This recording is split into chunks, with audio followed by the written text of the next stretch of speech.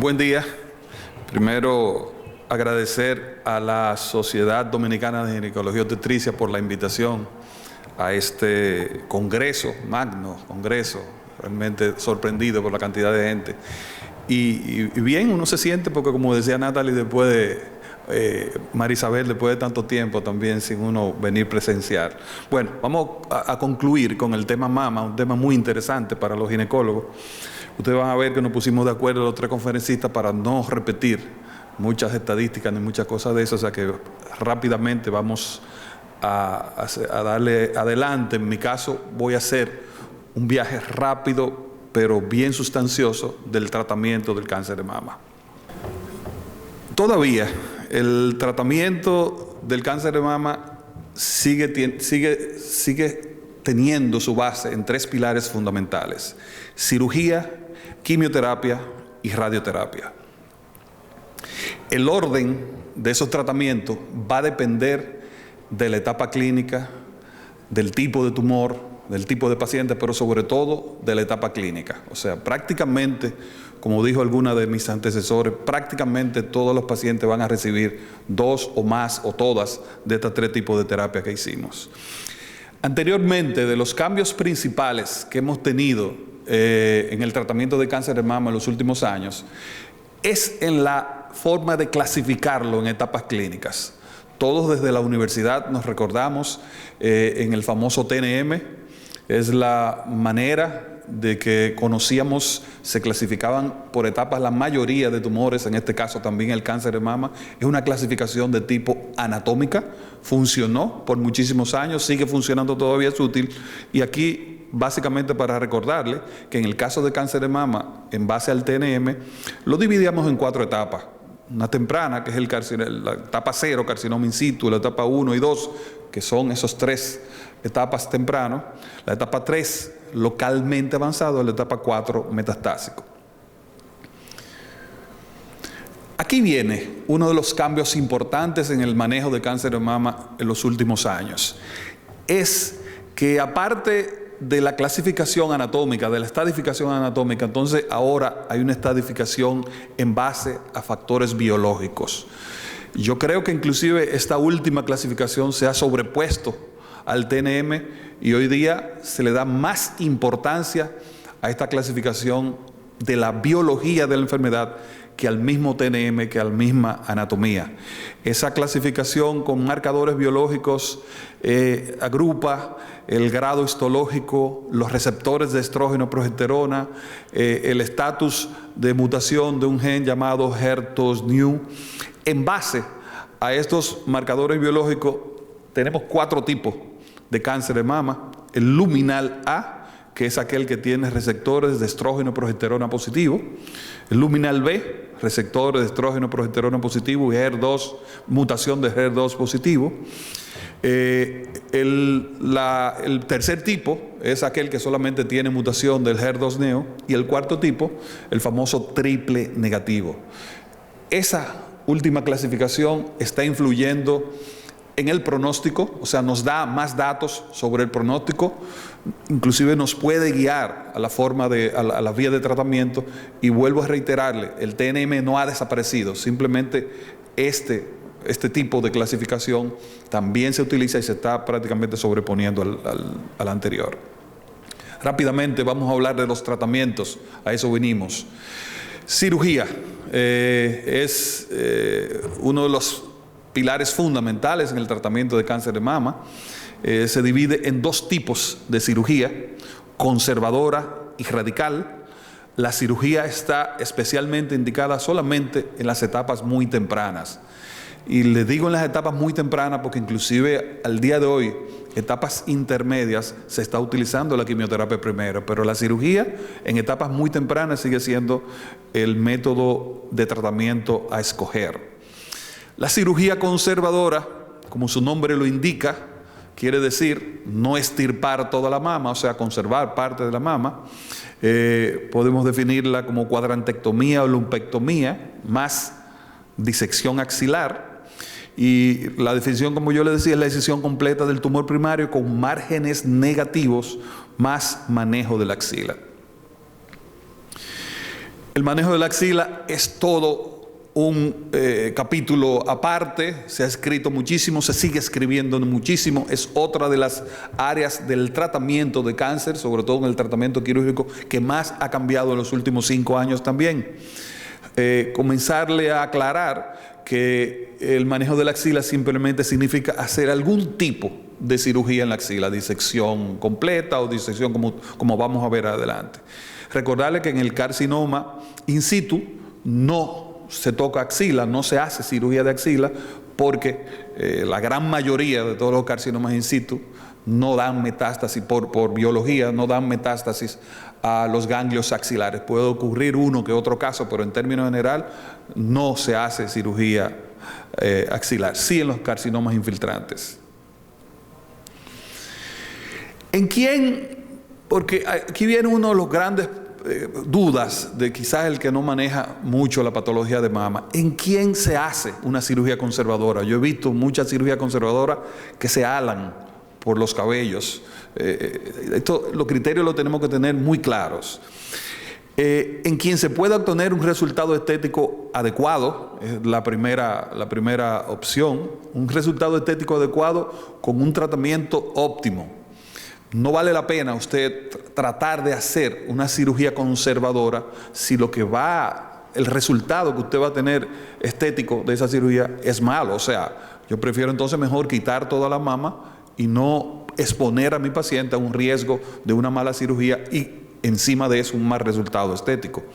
Deseos de la paciente. Hay pacientes que te entran al consultorio y te dicen que no quiere que le quiten su mama. Bueno, si se puede, lo hacemos, pero yo he tenido pacientes también que le digo que busque otro médico porque yo tengo que ser cónsono con mis criterios.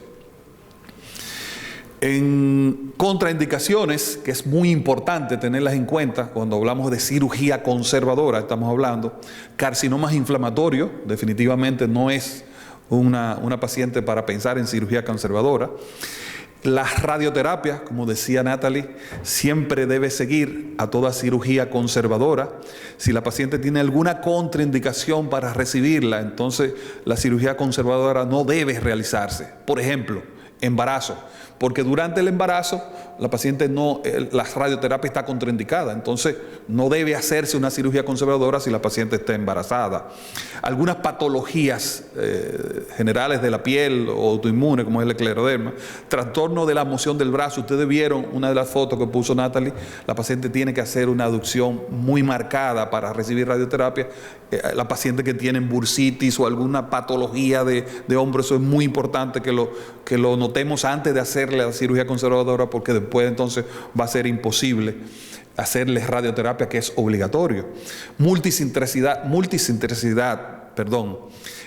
son esos casos que presentó María Isabel ahorita, que aparte del tumor hay varios tumores periféricos. Por eso es tan importante la resonancia. Yo no diría tan importante, yo en la medida de lo posible, a veces se dañan todos los resonadores, María Isabel, pero en la medida de lo posible yo no hago una cirugía conservadora si no tengo una resonancia magnética, porque es lo único que me puede asegurar con mayor índice de seguridad de que el paciente no tenga tumores multicéntricos y que yo haga una cirugía conservadora y le deje algunos tumores a esa paciente.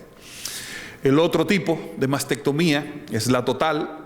Implica, como su nombre indica, quitar toda la mama. Aquí hay varias variedades de mastectomía total. La simple, usualmente la hacemos en el carcinoma in situ, o sea, recuerden que no se maneja axila.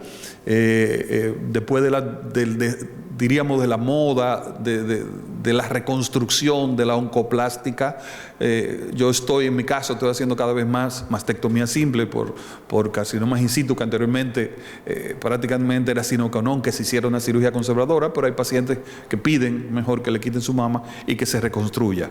La mastectomía radical modificada, que simplemente la diferencia con la simple, que aquí se hace un abordaje de la axila. En los últimos años, alguna mastectomía que han ido poniéndose de moda, que es la preservadora de piel, que uno intenta ahorrar la mayor cantidad de piel posible, y una muy importante, que es la preservadora del complejo areola-pezón.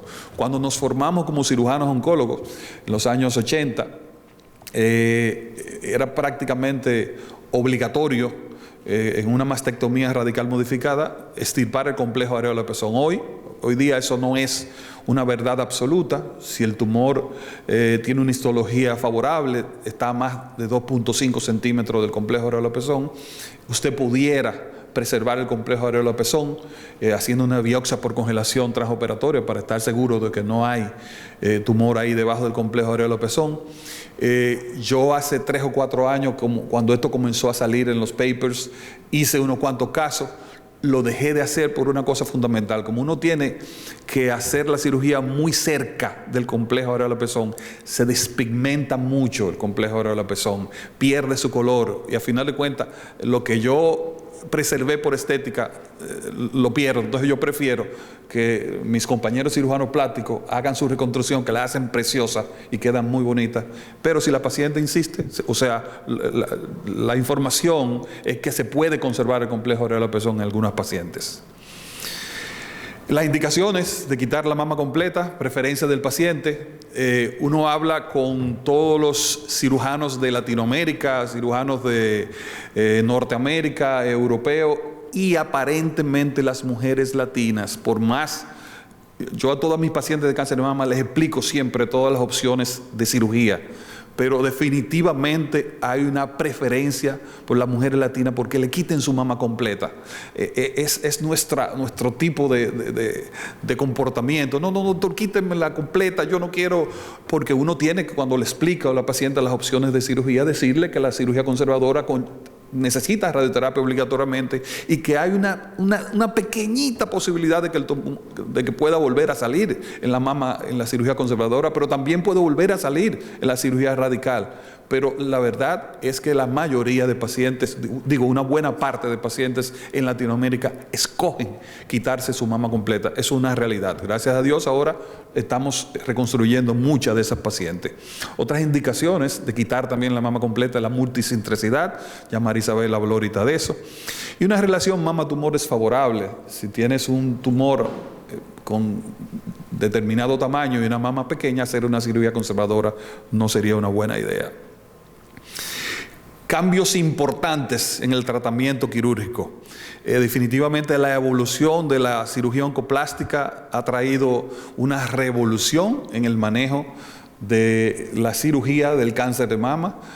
Pacientes que hace 5 o 6 años era impensable hacer una cirugía conservadora, hoy podemos mover colgajos, poner materiales autólogos, uso de prótesis, o sea, hay muchísimas opciones. Otro cambio importantísimo en el manejo quirúrgico de las pacientes con cáncer de mama es el manejo de la axila. El tratamiento quirúrgico de la axila, ya desde hace muchos años nos dimos cuenta que, bueno, el control local es importante, pero al final de cuentas, disecar los ganglios axilares tenía que ver más con el pronóstico, con decirnos qué tan malo era ese caso, no tanto con la evolución del paciente. Les repito, es importante el control local, claro, de la axila, pero por eso el manejo axilar ha cambiado mucho en los últimos años. La cirugía definitivamente de axila ha ido de más a menos. Cuando nos formamos, hace algunos cuantos años, disecábamos los 3 niveles ganglionares. Inclusive recuerdo yo que cortábamos el tendón del pectoral mayor y nos metíamos allá, en el vértice del pulmón prácticamente. Eso conllevaba la extirpación de 60, 70 ganglios linfáticos. Uno salía muy contento cuando veía esas axilares disecadas hasta allá, bien bonitas, pero muchas de esas pacientes a los 3 o 4 meses tenían linfedema. Muchas de esas pacientes sobrevivían a su cáncer de mama, pero la evolución era odiosa por ese linfedema y todas las consecuencias. Recuerdo una paciente del doctor Ecarramán y mía que tuvimos que hacerle una desarticulación. Se salvó de su cáncer y tuvimos que cortarle el brazo por un linfedema, imagínense.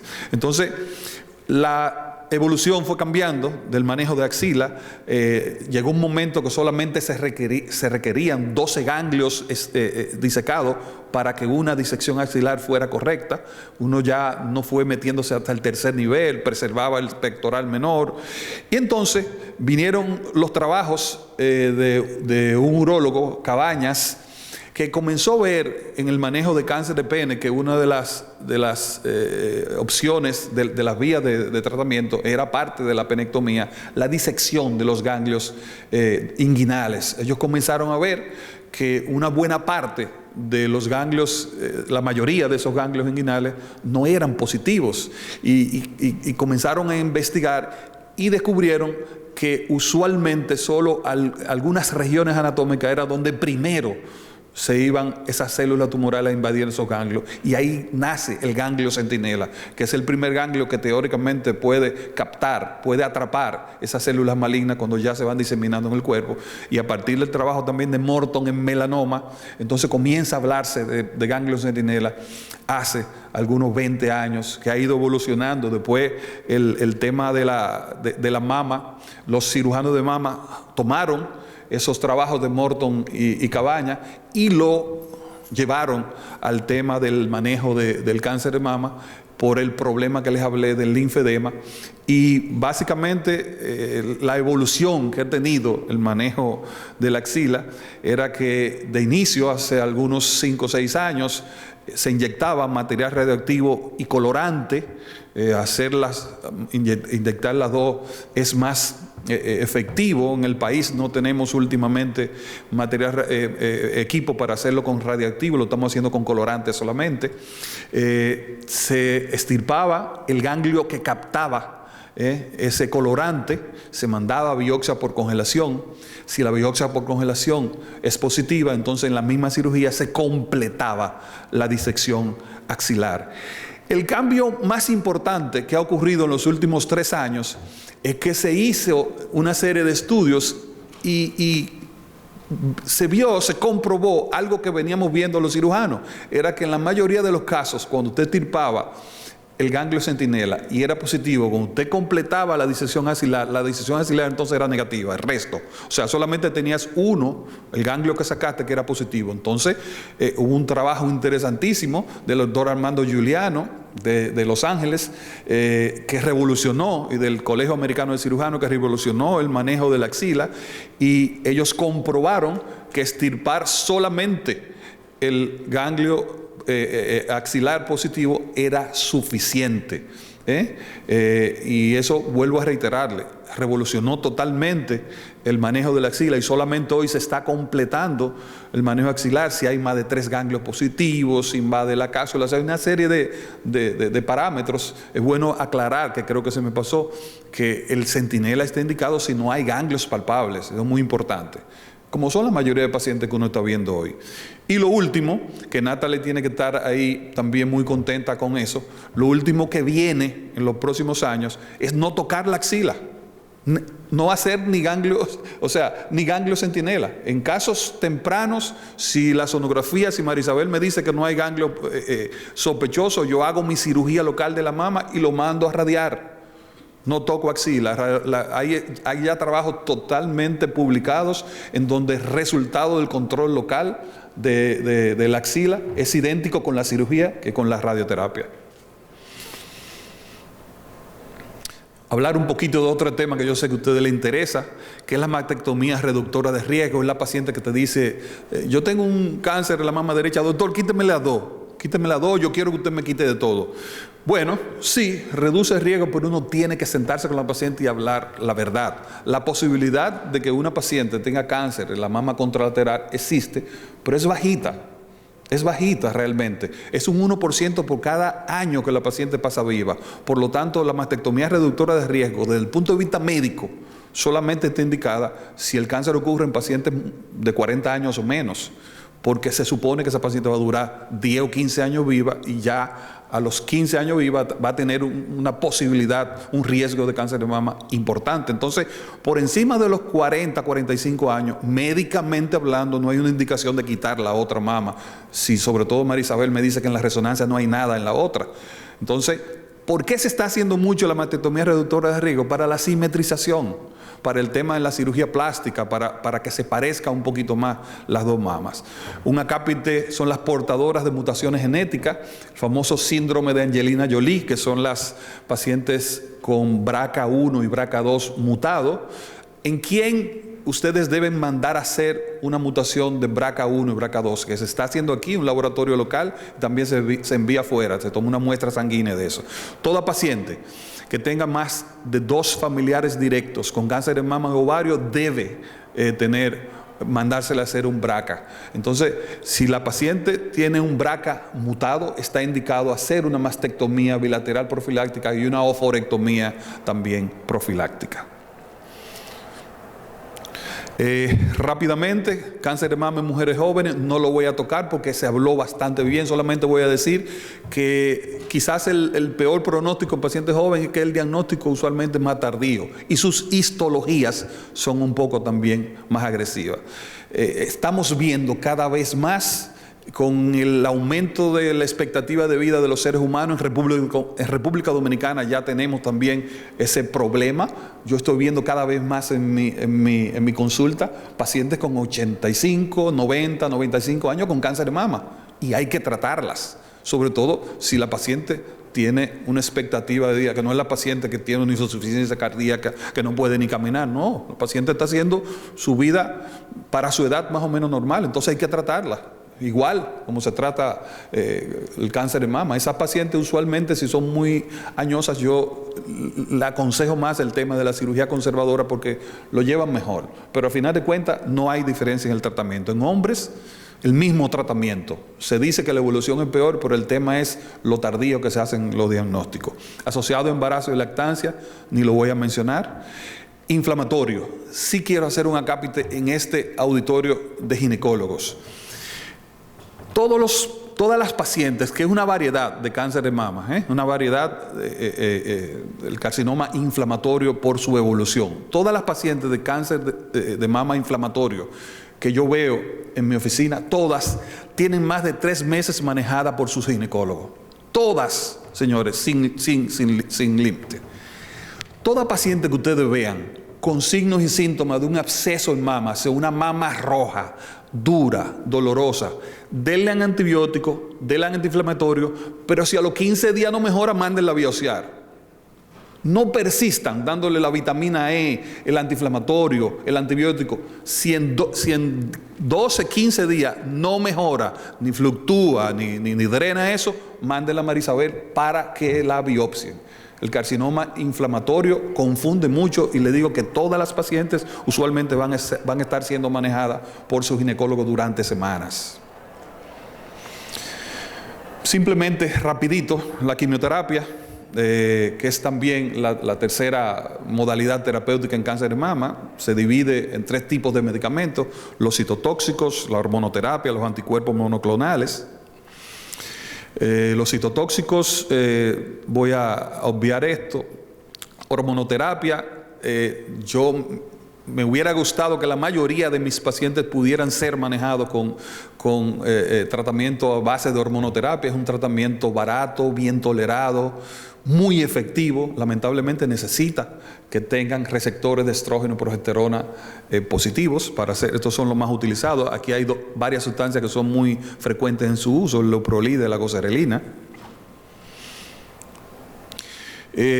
Por último, anticuerpos monoclonales. Esto ha sido la revolución. Esta es otra de las cosas que quiero que lleven a su casa. Esta ha sido la revolución del manejo del cáncer de mama desde el punto de vista farmacológico en los últimos años, con el advenimiento de este medicamento, del Herceptin, trastuzumab, que en 1998 fue el primer anticuerpo monoclonal aprobado por FDA. Nunca antes se había utilizado anticuerpos monoclonales para tratar alguna entidad médica. Ya ustedes ven que los anticuerpos monoclonales hoy, hasta en COVID, han sido una de las causas fundamentales, pero este fue el primer manejo. Estos medicamentos realmente han presentado una revolución en la evolución de las pacientes con cáncer de mama, y hoy lo que han demostrado, de la primera cosa que han demostrado, es que no hay 2 pacientes idénticas de cáncer de mama. Hay pacientes que cada enfermedad es diferente, y lo que vamos a ver y ya estamos viendo es que cada paciente probablemente sea tratada de manera diferente dependiendo de sus características biológicas y genéticas. Hoy lamentablemente algunas de estas combinaciones de anticuerpos monoclonales son muy costosas.